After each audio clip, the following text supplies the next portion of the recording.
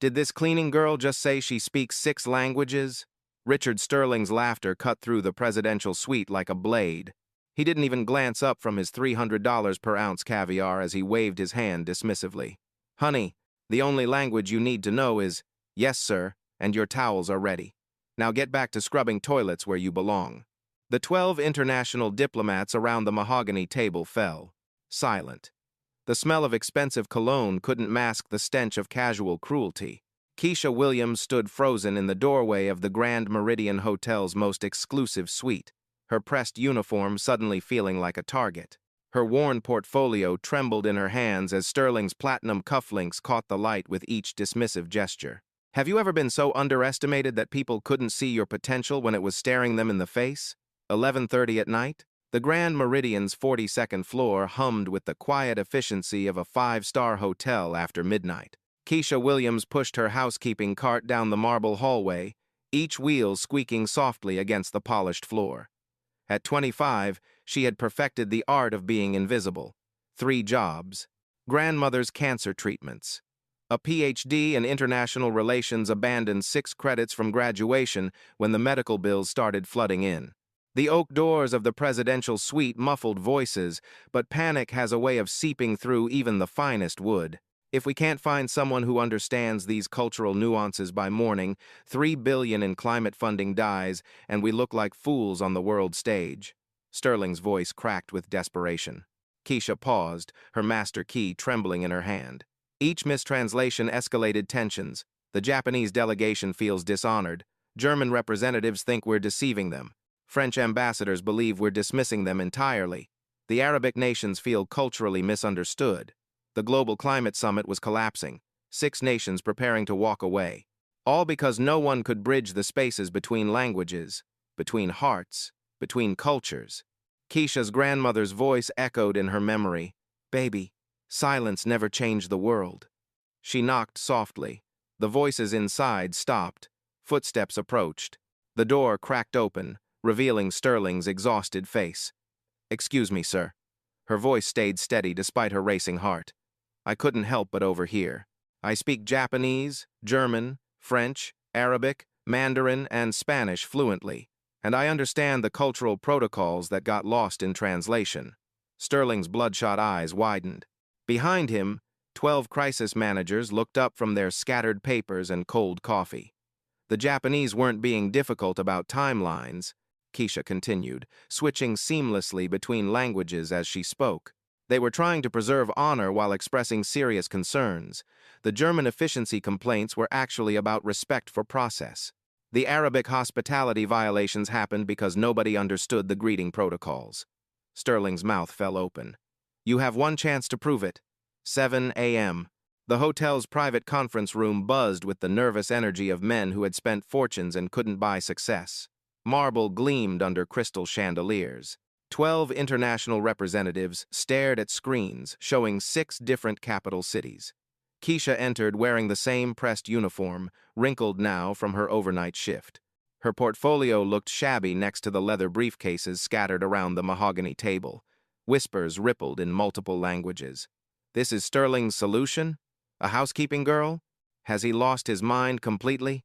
Sterling ignored them, his desperation overriding his pride.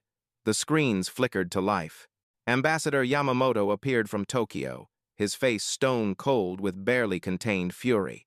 Chancellor Weber materialized from Berlin, arms crossed in stern disapproval.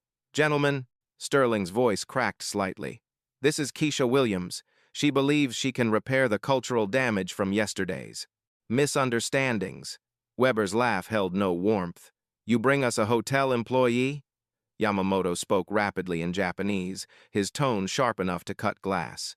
The other diplomats shifted uncomfortably, not understanding but feeling the anger. Keisha stepped forward. Her voice remained calm as she responded in flawless Japanese, her tone carrying the proper honorific levels that immediately caught Yamamoto's attention. Honorable Ambassador Yamamoto, I understand your frustration.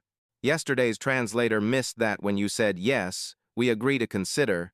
You were actually expressing serious reservations about the timeline while trying to maintain diplomatic courtesy. In Japanese business culture, direct disagreement can seem disrespectful, so you were trying to signal concerns without causing offense. Yamamoto's eyebrows shot up. He responded in Japanese, faster this time, testing her. Keisha smiled slightly. You're asking where I learned to understand the space between words. My grandmother taught me that every language carries the heart of its people. Weber interrupted in rapid German, his words clipped with Teutonic precision.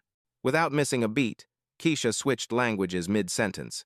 Chancellor Weber, your concerns about efficiency weren't actually about speed. They were about respect for German engineering processes that have worked for generations. When our translator kept pushing for faster decisions, it felt like dismissing German expertise. The sound of the keyboards stopped. Coffee grew cold. 12 executives leaned forward in their chairs. Keisha continued, addressing Weber in German. You were trying to explain that German precision requires time for proper evaluation, but the translation made it sound like stubbornness. Weber's stern expression softened into something approaching respect. Then came the real test. Yamamoto spoke again in Japanese, but this time in classical diplomatic form, SODs, a style most interpreters wouldn't even recognize. Keisha's eyes lit up. She bowed slightly while responding, her Japanese shifting into the formal registers reserved for high-level negotiations. You quoted from 12th century Japanese environmental philosophy, she said, switching back to English for the room's benefit. The poem is about harmony between human progress and natural balance. You're testing whether Americans can understand that climate action isn't just about technology, it's about respecting the wisdom of living in harmony with nature. Yamamoto's stern mask cracked. For the first time in months of failed negotiations, he smiled. Keisha turned to the room, her voice gaining confidence. And now you're expecting me to respond with something that shows I understand the deeper meaning. She paused, letting the moment build. Then she recited a classical German poem in Weber's native language, Whatever Do Is Native, verses about environmental stewardship that paralleled the Japanese philosophy, but came from a completely different cultural tradition. Weber nodded slowly, genuine appreciation replacing skepticism. The screens showed something that hadn't happened in months of negotiations. Both Yamamoto and Weber looked interested instead of irritated. Sterling's mouth hung open. His expensive consultant stared in stunned silence. This isn't just a translation, whispered one diplomat. She's building bridges, murmured another. Yamamoto bowed slightly through the video screen, an unprecedented gesture of respect toward a non-diplomat. Through the speakers came Weber's voice, now warm with possibility. Now, let's discuss the real problems we've been dancing around. As the negotiation paused for technical adjustments, Keisha's hand moved unconsciously to her uniform pocket. The worn notebook inside felt warm against her fingers, pages filled with her grandmother's handwriting in 6 different languages. Flashes of memory painted themselves across her mind. A small apartment in Brooklyn. Her grandmother, Evelyn Williams, came home at dawn after cleaning hotel rooms for 40 years. Hands cracked from industrial soap, but eyes bright with stories from around the world. Baby girl, Grandmother Evelyn would say, switching between English and Spanish as she unpacked the languages she'd collected from hotel guests. Every language is a bridge between hearts. You learn enough bridges, you can connect any 2 people on Earth. Keisha had learned Japanese from anime late at night after homework, German from exchange students at the community center, Arabic from the mosque down the street where she volunteered, French from online communities, Mandarin from her neighbor Mr. Liu, who taught her in exchange for helping with his citizenship papers. Each language was a promise to her grandmother. A promise that the woman who cleaned other people's messes for 4 decades had raised something bigger than herself. Full scholarship to Georgetown. International Relations PhD within reach. The future is glowing bright as polished marble. Then came the diagnosis. Stage 3 breast cancer. Treatment costs that swallow dreams like a black hole swallows light. Keisha had dropped out 6 credits from graduation. No hesitation, no regret. Every language I learned was a promise to my grandmother, she whispered to herself, watching Yamamoto and Weber's faces on the screens. That her invisible sacrifices would build something visible. The notebook in her pocket contained more than language lessons. It held sayings about dignity, worth, and seeing the unseen. Written in her grandmother's careful script across 6 languages, from many voices, 1 harmony. Tucked between the pages was something else, medical bills totaling $180,000. The weight of generational struggle carried in calloused but gentle hands. Keisha didn't want revenge against people like Sterling. She wanted something deeper. She wanted the world to see that brilliance lived everywhere, in cleaning ladies and night janitors, in hotel maids and hospital workers, in every invisible person whose dreams got buried under the weight of just surviving. The screens flickered back to life. Time to build those bridges. The screen stabilized. Yamamoto's face appeared crystal clear from Tokyo, his expression unreadable as carved stone. Weber leaned forward from Berlin, fingers steepled in calculation. Miss Williams, Yamamoto's voice carried the weight of centuries of diplomatic tradition. Before we proceed with matters of such global importance, there is a courtesy test. Sterling shifted nervously. His crisis managers exchanged worried glances. Everyone understood that diplomatic courtesy tests could end negotiations permanently. In Japanese business culture, Yamamoto continued, we have a saying. I will recite it in our classical diplomatic form. If you can interpret not just the words but the deeper meaning, we may continue. If not. He didn't need to finish. $3 billion hung in the balance. Yamamoto's voice shifted into classical Japanese, F.E., formal, ancient, layered with meaning that modern translators often missed entirely. The words flowed like poetry, each syllable carrying weight. The room held its breath. Sterling's knuckles went white, gripping his chair. Keisha closed her eyes briefly, letting the words wash over her. When she opened them, understanding lit her face like sunrise. Honorable Ambassador, she began in the same classical Japanese, her pronunciation flawless. You quoted from 12th century environmental philosophy. The poem speaks of the mountain that bends with wind but never breaks, of water that shapes stone through patience, not force. Yamamoto's eyebrows rose fractionally, high praise in Japanese diplomatic circles. Keisha continued, switching to English for the room's benefit. But the deeper meaning isn't about nature. You're testing whether Americans can understand that true climate action requires humility, that we must bend like the mountain, adapting to natural wisdom instead of forcing nature to adapt to us. A ghost of a smile touched Yamamoto's lips. You're asking whether we can approach this partnership with respect for traditional knowledge, not just modern technology. Weber leaned closer to his camera, intrigued despite himself. Keisha paused, feeling the weight of the moment. Then she did something unexpected. She recited a classical German poem, verses about environmental stewardship that echoed the Japanese philosophy but came from Black Forest traditions dating back centuries. Weber's eyes widened. The poem wasn't in textbooks.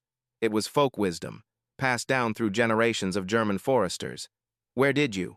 Weber started, then caught himself. You understand that our concerns about rushing into climate action come from our engineering tradition. We believe in solutions that last generations, not quick fixes that fail. Keisha nodded. Both cultures value wisdom over speed, long-term thinking over short-term gains. The Japanese mountain that bends with wind, the German foundation built to last centuries. Something shifted in the room's energy. The screens showed what hadn't happened in months of failed negotiations. Both Yamamoto and Weber looked genuinely interested instead of politely irritated. Sterling's expensive consultants stared in amazement. They'd been trying to push through agreements while Keisha was building understanding. Yamamoto performed a slight bow through the video screen, a gesture of respect so rare that several diplomats gasped audibly. Miss Williams! His voice carried new warmth. You have passed our courtesy test. More importantly, you have shown that bridges can be built between any two cultures when someone takes time to understand both sides deeply. Weber nodded approvingly. Perhaps now we can discuss the real challenges instead of dancing around surface issues. The energy in the room crackled with possibility. For the first time in months, hope felt tangible. But Keisha could feel eyes boring into her back. Not everyone was pleased with her success. The moment the screens went dark for recess, Patricia Blackwood's manicured nails clicked against the marble table like a predator's claws. The general manager of the Grand Meridian had built her career on maintaining proper standards, and watching a housekeeping girl address world leaders was shattering her carefully constructed world. Richard! Her voice could have frozen champagne. A word, now. Sterling reluctantly followed her to the corner, but their whispers carried across the marble acoustics. You cannot seriously consider putting the help in charge of international diplomacy. Blackwood's eyes flashed with barely contained horror. What will our guests think? What will the board say? This is a five-star establishment, not some diversity experiment. Sterling's crisis managers huddled nearby, their voices a symphony of doubt. Where exactly did she get her education?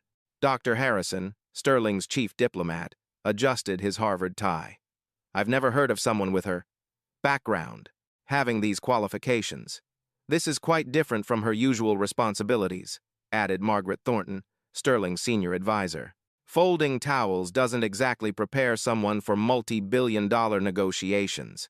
Keisha pretended to organize her notebook, but every word felt like a slap. The familiar sting of being extraordinary yet invisible burned in her chest. Blackwood's voice rose despite her attempts at discretion. Richard, think about appearances. These are heads of state. They expect to deal with ASP, FT people of appropriate standing, not the staff. She probably learned those languages from YouTube videos. Harrison scoffed. There's a difference between conversational ability and diplomatic expertise. Do we even know if she has security clearance? Thornton whispered loudly. Background checks? Proper credentials? This could be a disaster waiting to happen. Sterling stood silent, caught between his desperate need for results and the weight of his social circle's expectations. Besides, Blackwood continued, her voice dripping with false concern, we're putting enormous pressure on this poor girl. Surely she'd be more comfortable returning to work she's qualified for. We could give her a nice bonus for her efforts. The microaggressions hung in the air like poisonous clouds. I'm just saying, Harrison added, this isn't some feel-good movie. These are real consequences, real money, real international relations. We need someone with actual experience, not good intentions. Keisha's hands tightened on her grandmother's notebook. Every dismissive word was a language she'd learned to speak fluently, the language of being underestimated, overlooked, assumed incapable. But Sterling's silence hurt more than their words. The man who'd just watched her accomplish what his experts couldn't was now questioning whether to trust her. Look, Thornton's voice took on a patronizing tone. I'm sure she means well, but let's be realistic about qualifications and expectations. There are protocols, procedures. This isn't about prejudice, it's about professionalism. The word professionalism, that polite mask that prejudice wore to dinner parties and board meetings. Keisha felt the familiar weight of carrying dreams that seemed too big for the body that held them. The same feeling she'd had walking into Georgetown classrooms where professors looked surprised to see her. The same sensation from job interviews where qualifications somehow weren't quite enough. Blackwood delivered her final blow. Richard, I'm calling the board. This has gone far enough. We need someone more suitable before this becomes an international embarrassment. The screens flickered back to life. Yamamoto and Weber were returning, expecting to continue with their new bridge builder. Sterling looked at Keisha, then at his advisors, then at the billions of dollars and international relationships hanging in the balance. The weight of the decision pressed down on everyone in the room. The screens blazed back to life, but something had shifted. Yamamoto's face appeared tense. Weber looked frustrated. The French delegation had joined the call, Ambassador Dubois' expression thunderous. Mr. Sterling, Yamamoto's voice carried a new formality. We have received concerning reports about the competency of your negotiation team. Our governments are questioning whether to proceed. Sterling's blood drained from his face. What reports? Weber leaned forward grimly. Word has reached Berlin that you are using unqualified personnel for matters of international significance. Our engineering ministry is reconsidering the entire partnership. Blackwood's satisfied smile flickered across her lips. She'd made her calls during the break. Ambassador Dubois spoke for the first time, his French accent thick with disdain. Paris has been informed that this summit lacks proper diplomatic protocols. We are prepared to withdraw our participation entirely. The room erupted in panicked whispers. $3 billion evaporating in real time, years of climate cooperation dissolving like sugar in rain. Sterling's advisors scrambled for damage control, but their bureaucratic responses only made things worse. Perhaps we could arrange for proper credentials to be reviewed, Harrison stammered. There may have been communication errors, Thornton added desperately. Yamamoto's expression hardened further. Communication errors are exactly what we cannot afford in climate negotiations. Keisha watched the collapse unfold, feeling the familiar ache of being dismissed just when her value became clear. But then she noticed something the others missed. Weber wasn't angry about qualifications. His body language showed confusion, not contempt. Dubois wasn't offended by protocols. He looked genuinely curious about what he'd heard. Yamamoto's formal tone carried a question, not a conclusion. They weren't rejecting her. They were testing the room's commitment to her. Keisha stepped forward, ignoring Blackwood's sharp intake of breath. "Honorable ambassadors," she began, addressing each in their native language before switching to English. "I understand you've received concerning information. May I address your specific worries directly?" Weber spoke first, his German measured and careful. "We heard that this negotiation is being led by someone without diplomatic credentials. In Germany, we value proper qualifications." Keisha nodded respectfully. "Chancellor Weber, you're absolutely right to value qualifications. My qualification isn't a certificate on a wall. It's understanding that when you say efficiency concerns, you're actually expressing that German engineering wisdom shouldn't be rushed. That your culture's methodical approach has created solutions that last centuries, not decades." Weber's posture shifted. He looked intrigued rather than offended. Dubois interrupted in rapid French. Keisha responded fluently, then translated. "Ambassador Dubois is concerned about diplomatic protocols being ignored. He's right. Protocol matters. That's why I addressed each of you in your native languages with proper honorifics. Because respect isn't about titles. It's about seeing the wisdom each culture brings." Yamamoto spoke carefully. "And what wisdom do you see in Japanese environmental philosophy?" "That nature teaches patience," Keisha replied in Japanese, then English. "That lasting change happens like seasons, gradually, naturally, in harmony with existing rhythms rather than fighting against them." The three ambassadors exchanged glances through their screens. Something unspoken passed between them. Dubois smiled first. "This young woman understands diplomacy better than most career diplomats." Weber nodded. "Her qualifications are proven by results, not paperwork." Yamamoto's formal mask dropped completely. "We have been testing not her abilities, but your commitment to supporting her. You have someone extraordinary. Do not let prejudice blind you to her value." The room fell silent. Sterling stared at his advisors, realization dawning. Blackwood's face went pale as she understood what had just happened. The ambassadors had been protecting Keisha, not rejecting her. Sterling stood slowly, his face cycling through shock, realization, and something that looked like shame. The silence in the room stretched taut as piano wire. "I've been in international business for 25 years, his voice cracked slightly. "I've negotiated deals worth hundreds of billions. I've worked with presidents and prime ministers." He turned to face his advisors, his crisis managers, Patricia Blackwood's expectant face.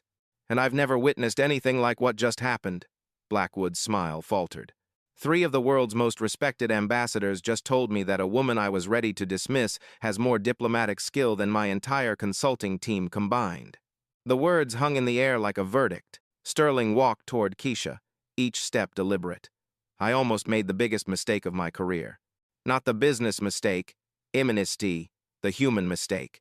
He stopped in front of her, this billionaire who commanded boardrooms and bent markets to his will. "Keisha Williams isn't just part of these negotiations anymore." His voice grew stronger, more certain. "She's leading them. And anyone who has a problem with that can explain to the board why they sabotaged a $3 billion climate deal."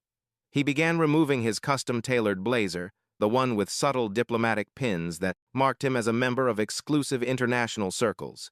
"This belongs to someone who actually understands diplomacy." Keisha's eyes widened as he held out the blazer.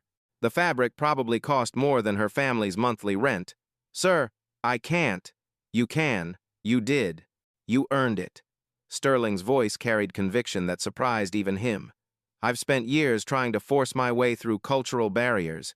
You spent 20 minutes building bridges." Through the screens, Yamamoto began a slow clap. Weber joined him. Dubois nodded approvingly. "We have been waiting months for someone who could truly hear us," Yamamoto said. "Miss Williams, you have our complete confidence." The transformation in the room was palpable. Thornton and Harrison stood straighter, realizing the political winds had shifted permanently. Hotel staff had gathered in the hallway, word spreading through the building's invisible networks. Blackwood tried one last desperate play.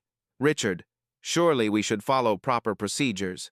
"The proper procedure," Sterling cut her off, "is supporting excellence when we find it." "Which we did, which I almost threw away because I listened to prejudice disguised as protocol."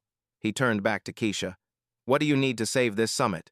Keisha felt the weight of the blazer in her hands, the warmth of recognition she'd waited her whole life to feel. Not gratitude for charity, but respect for competence. Time to listen to each culture's real concerns, space to build trust instead of pushing agreements.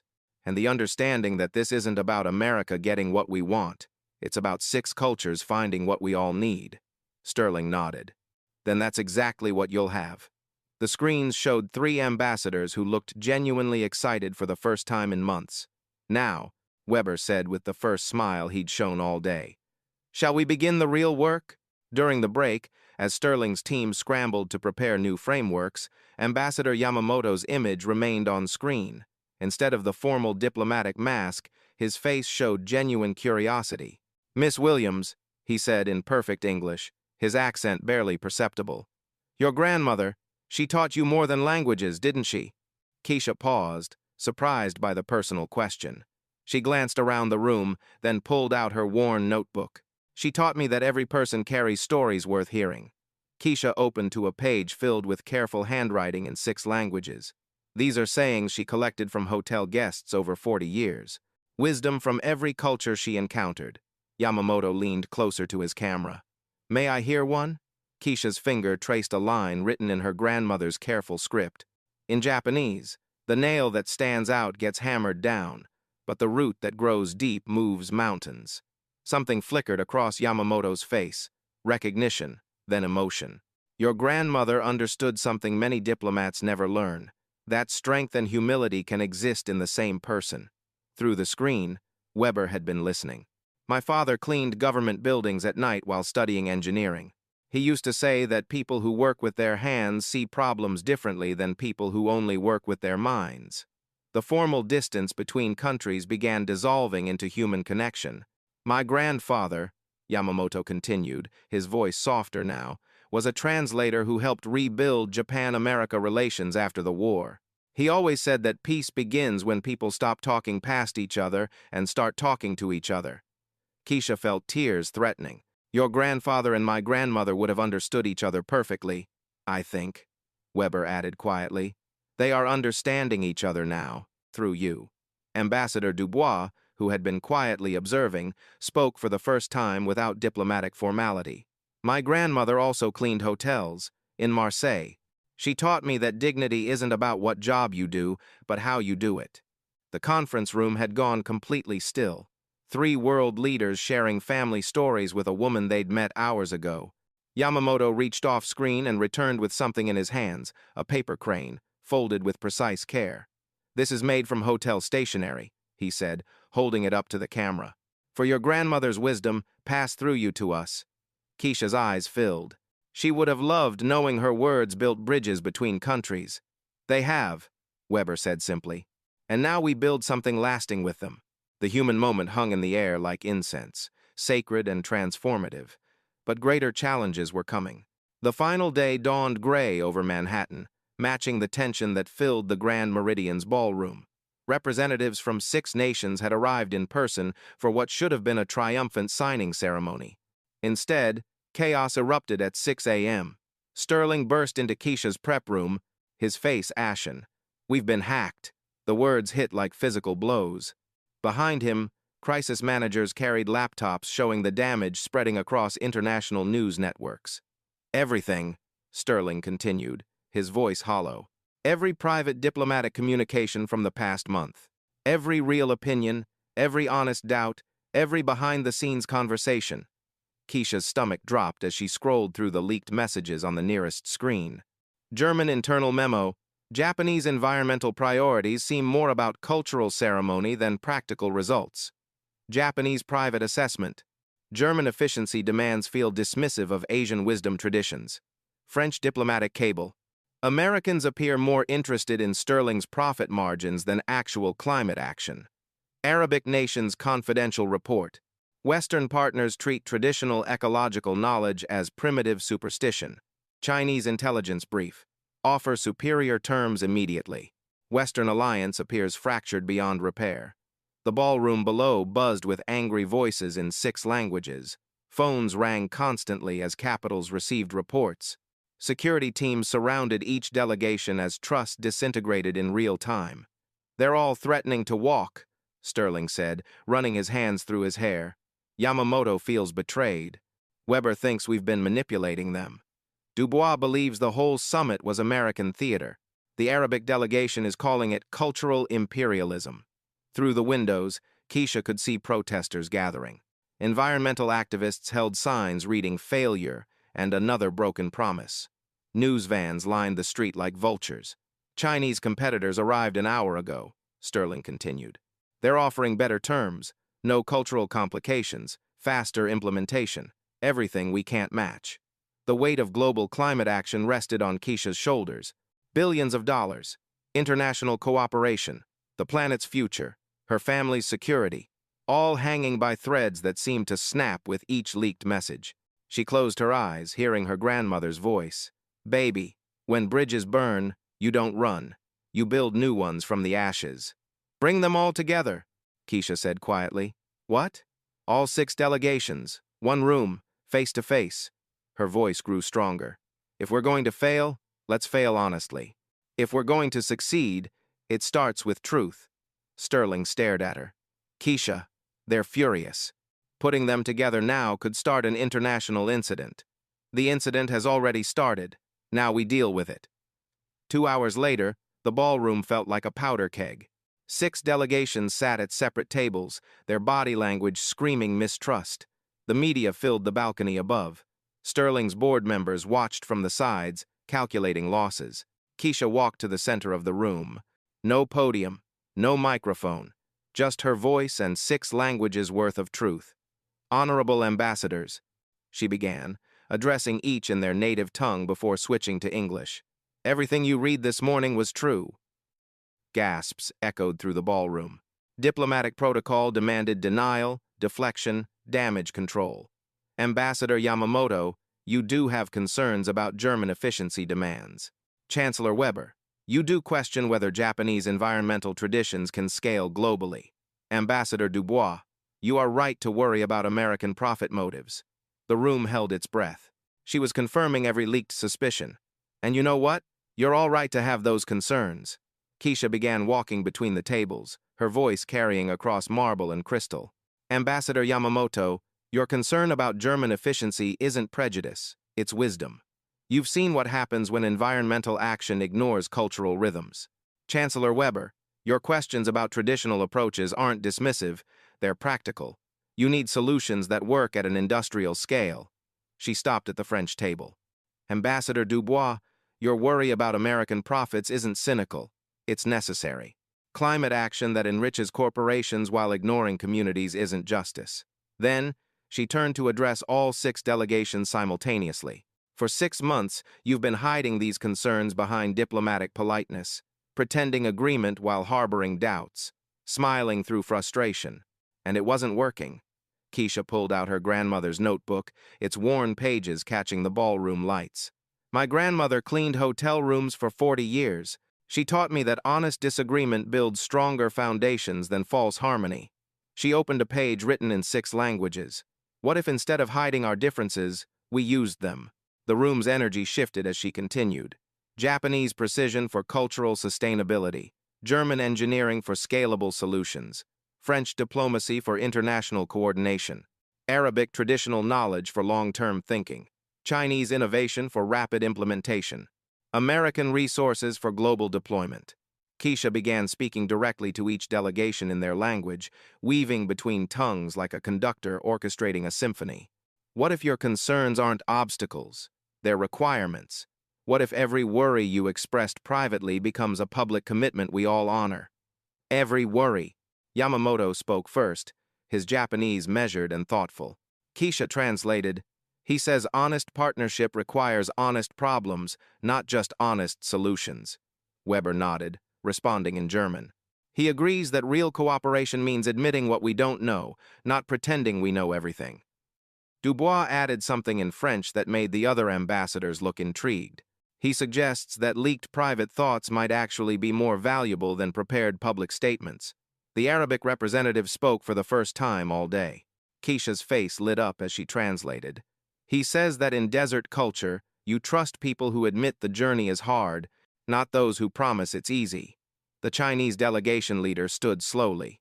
Perhaps, he said in perfect English, honest disagreement is more valuable than dishonest agreement.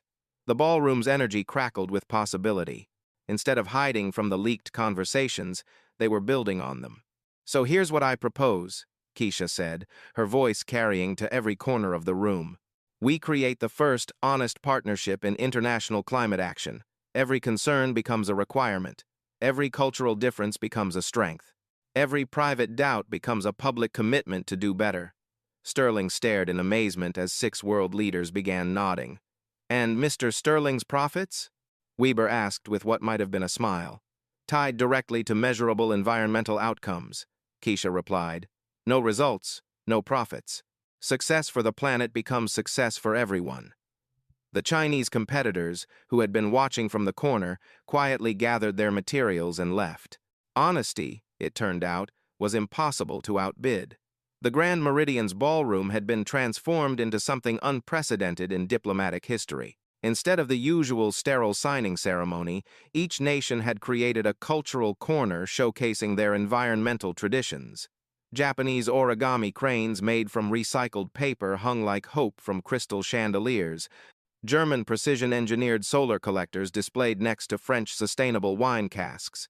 Arabic sand gardens demonstrated desert water conservation, while Chinese calligraphy scrolls proclaimed Earth stewardship in flowing brushstrokes. International media filled every available space. CNN, BBC, NHK, Deutsche Welle, RMA.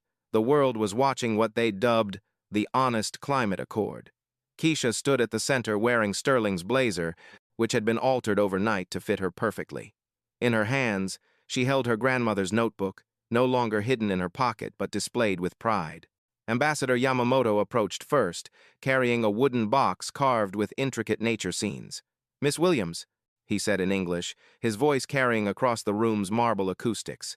In Japanese culture, we have a concept called kintsugi, the art of repairing broken pottery with gold, making the mended piece more beautiful than the original.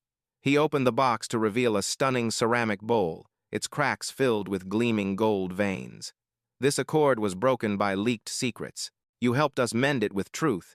The cracks became the strongest parts. Keisha accepted the bowl with both hands, bowing in the traditional manner.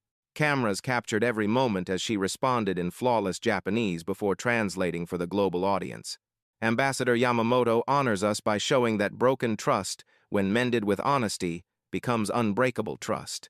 Chancellor Weber stepped forward next, his typically stern expression softened by something approaching warmth.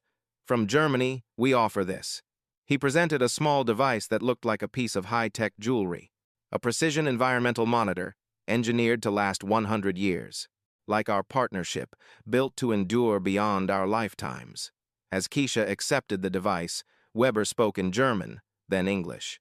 You taught us that efficiency without empathy is merely speed without direction. Ambassador Dubois approached with characteristic French flair, carrying a bottle of wine that seemed to glow in the ballroom lights. From the vineyards of Champagne, he announced, aged in our first completely carbon-neutral facility. A toast to the future we will build together. He paused, his voice becoming uncharacteristically emotional. Mademoiselle Williams, you have shown us that diplomacy is not about hiding who we are, but about celebrating what we become together. The Arabic representative, Ambassador al-Rashid, carried forward a small plant in an ornate pot. From the deserts of our homeland, he said in accented English, a tree that grows in impossible conditions by finding water others cannot see. Like you, Miss Williams, finding solutions others could not imagine.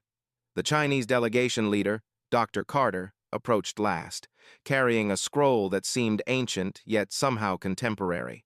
From China, We offer innovation rooted in wisdom. He unrolled the scroll to reveal sustainable technology blueprints written in traditional calligraphy. Old knowledge, new applications. Like your approach to old problems. Sterling stepped forward, his voice carrying across the ballroom with the authority of genuine conviction. Ladies and gentlemen, I want to introduce you to Keisha Williams, our new Director of International Cultural Relations. Applause erupted from every corner of the room. Hotel staff who had gathered in doorways clapped with tears in their eyes. Environmental activists outside began cheering as news spread through social media. But the most important moment came when Sterling's assistant brought out a tablet showing a video call. "Keisha," Sterling said softly, "someone wants to see this." The screen revealed Grandmother Evelyn in her hospital bed, surrounded by nurses who had stayed past their shifts to watch the ceremony. Her eyes sparkled with the same brightness Keisha remembered from childhood. "Baby girl," Grandmother Evelyn's voice cracked with emotion, speaking English peppered with Spanish endearments. "I see you up there on the television, talking to the whole world in all our languages." The ballroom fell silent as the world's most powerful people listened to an elderly black woman in a hospital bed. "40 years I cleaned those hotel rooms," she continued, her voice growing stronger. 40 years I listened to important people talk about important things. But I never saw anyone as important as you are right now." Keisha's tears flowed freely. "Abuela, we did it. All your languages, all your dreams, they're here." "No, mija," Grandmother Evelyn smiled. "You did it. You took an old woman's stories and built bridges to heaven." The grandmother began speaking in all 6 languages, switching between them like musical movements. "Te veo, je te vois. Ikse arak, wakandeni, anata ga miemasu." I see you, baby. In every language, in every heart. The whole world sees you now. When the video call ended, there wasn't a dry eye in the ballroom. The signing ceremony that followed felt like a celebration rather than a formal diplomatic process. Each ambassador signed in their native script while sharing a traditional blessing for the earth. Sterling signed last, but not before making an announcement that stunned even his own board members. Effective immediately, the Sterling Foundation will fund the Keisha Williams Bridge Builder Scholarship, SISC, full education funding for working students from immigrant families who want to study international relations. Social media exploded. Number Bridge Builder began trending globally. LinkedIn shares exceeded 10 million. Universities worldwide began reaching out with speaking requests. But the moment that made viewers rewatch and share came when Keisha walked back to the service hallway where her housekeeping cart still Saturday. She found Maria, the night cleaner who had covered her shifts. "Maria," Keisha said in Spanish, embracing the surprised woman, "tell me about your dreams. The world is ready to listen." The cameras captured Maria's face lighting up as she whispered, "I want to be a teacher." "Then let's make that happen," Keisha replied. The symbolic transformation was complete. From invisible service worker to internationally recognized bridge builder in 72 hours. But more importantly, she had opened a door that could never be closed again. The world was finally ready to see the brilliance that had always been there, hidden in plain sight behind uniforms and humble smiles. The ballroom erupted in final applause as 6 nations, united in honest partnership, committed to healing the planet through the power of seeing each other truly. 1 year later, the morning sun streamed through floor-to-ceiling windows of Keisha Williams' corner office at the United Nations Environmental Council. Her grandmother's notebook sat framed on the mahogany desk, its worn pages now protected behind museum-quality glass. The honest climate accord had exceeded every projection. Carbon emissions are down 50 million tons, 6 nations working in unprecedented harmony. But the real transformation ran deeper than environmental data. Keisha's phone buzzed with a familiar video call notification. Grandmother Evelyn's face appeared, glowing with health that had surprised every doctor. "Mija, I just saw the news about the African expansion," she said in the mixture of English and Spanish that still felt like home. 12 more countries joining the partnership? 14, actually, Keisha smiled. Turns out honest conversation works in every language. Through her office windows, she could see the Grand Meridian Hotel across the city. Sterling had transformed the entire hospitality industry. Hotels worldwide now had hidden talent recognition programs.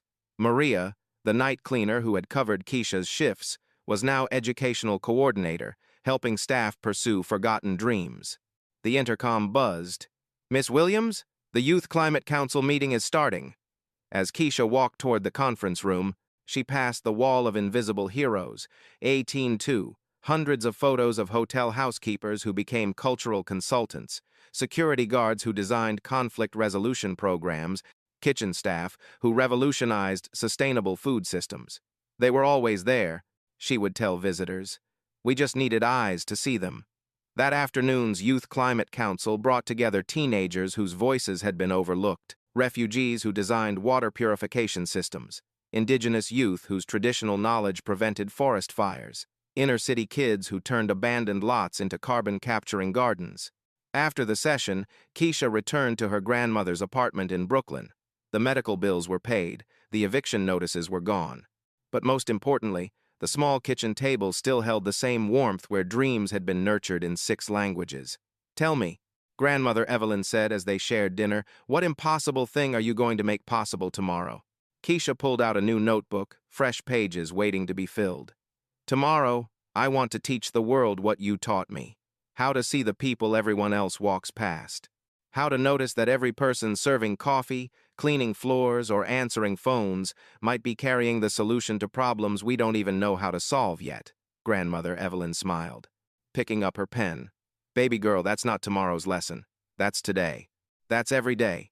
As they began filling new pages with wisdom in 6 languages, the city hummed around them with 8 million stories waiting to be heard, 8 million bridges waiting to be built, 8 million invisible people waiting to be seen. Look around your workplace tomorrow, your hotel, your restaurant, your office building. Who's invisible to you? That person serving your coffee might speak 6 languages. The security guard might have engineering expertise. The cleaning staff might hold keys to problems you can't solve. Practical action. Start one conversation this week. Ask someone about their story. Learn about their dreams. Say "I see you" in whatever language matters to them. Notice the people you walk past every day without seeing. Excellence hides behind every uniform, every humble role, every quiet smile. Viewer engagement. Who's the most underestimated person in your workplace? Tag them below and tell them they matter. Share a time when someone saw your hidden potential when everyone else overlooked you. Like if you believe genius works everywhere, in housekeeping, security, kitchens, and every corner where people serve others. Long-term initiative. Support organizations that help overlooked talent find opportunities to shine. The Bridge Builder Foundation connects invisible excellence with visible opportunity. Call to action. Subscribe for more stories that reveal the extraordinary hiding in the ordinary. Share this video with someone who needs to remember their worth. Comment below, who's brilliant in your life that the world hasn't discovered yet? Quotable closing line. Every human being you meet is fighting a battle you know nothing about and hiding a talent you can't imagine. The revolution starts when you choose to see.